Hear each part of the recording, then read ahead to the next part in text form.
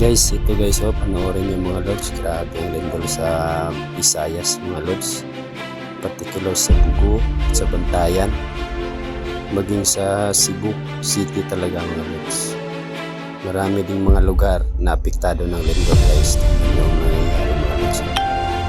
Ang daming building na gumuho. Grabe guys, talagang patindi na yung mga kalamidad ngayon mga lods. Kaya dapat talagang ingat sa lahat ng panahon mga idol. Lagi ang lakas na yan. 6.7 talagang malakas na yan mga idol.